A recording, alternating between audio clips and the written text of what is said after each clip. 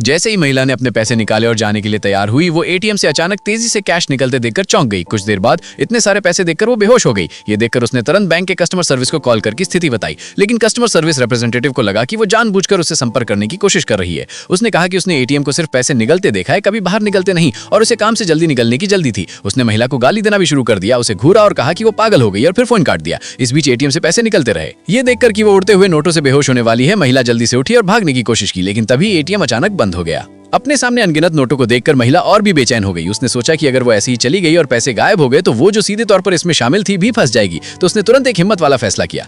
Hello, मुझे दो सबसे ज्यादा हेलो, वही सूटकेस जो आपने मांगा था। फिर औरत ने जमीन पर पड़े सारे बैंक नोट इकट्ठा किए और उन्हें सूटकेस में पैक कर दिया। फिर उसने पैसे ले जाने के लिए एक टैक्सी बुलाई। जिन लोगों ने धन के देवता को देखा है उन्हें 3 गुलाब चढ़ाने से जरूर बहुत सारा धन और अच्छी किस्मत मिलेगी। फिर औरत पैसे लेकर बैंक हेडक्वार्टर गई और सीधे बैंक को वापस करने का इरादा किया। अचानक उसकी मुलाकात एक बैंक कस्टमर सर्विस रिप्रेजेंटेटिव से हुई जो अभी अभी काम से आया था। रिप्रेजेंटेटिव ने यह सोचकर कि औरत पैसे निकालने आई है, तुरंत कहा कि वे बंद है और उसे किल वापस आना चाहिए। औरत को बेइज्जत करने के बाद वो जाने के लिए तैयार हो गया, लेकिन औरत ने कहा कि वो एटीएम से निकले पैसे वापस करने आई है। उसने कहा, मैं एटीएम से निकले पैसे वापस करने आई हूँ। ये सुनकर कस्टमर सर्विस रिप्रेजेंटेटिव तुरंत रुक गया। पता चला कि जिस रिप्रेजेंटेटिव के बारे में औरत ने शिकायत की थी वो वही था। तब औरत को एहसास हुआ कि वो वही रिप्रेजेंटेटिव है जिसने अभी अभी उसकी बेइज्जती की थी और वो अब उससे कोई लेना देना नहीं रखना चाहती थी। औरत ने तुरंत कहा कि ये वही 10 मिलियन है जो एटीएम से निकले थे, लेकिन कस्टमर सर्विस रिप्रेजेंटेटिव ने उस पर यकीन नहीं किया और गुस्से में कहा कि अगर सच में 10 मिलियन होते तो इसकी जैसी गरीब औरत पक्का पैसे लेकर भाग जाती। वो इतनी मेहरबानी करके उन्हें वापस क्यों ला रही है? ये देखकर कि कस्टमर सर्विस रिप्रेजेंटेटिव पूरी तरह से गलत था, वो सिर्फ अपना सूटकेस खोलकर रिप्रेजेंटेटिव को खुद देखने दे सकी। अचानक मैनेजर, जिसने हंगामा सुना था, बाहर आया। ये देखकर कस्टमर सर्विस रिप्रेजेंटेटिव जल्दी से आगे बढ़ा और कहा कि वो औरत जानबूझकर यहाँ जांच करने आई है।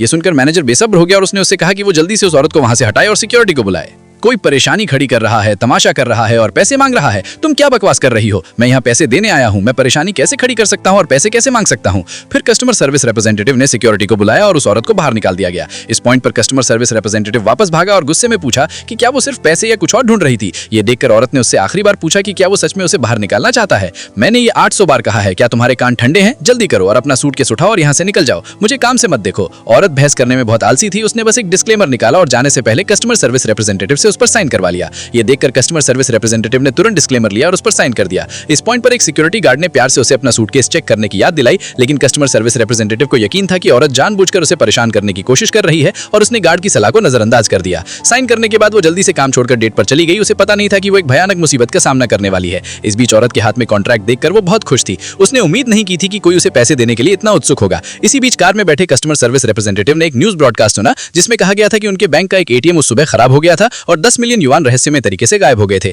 तभी कस्टमर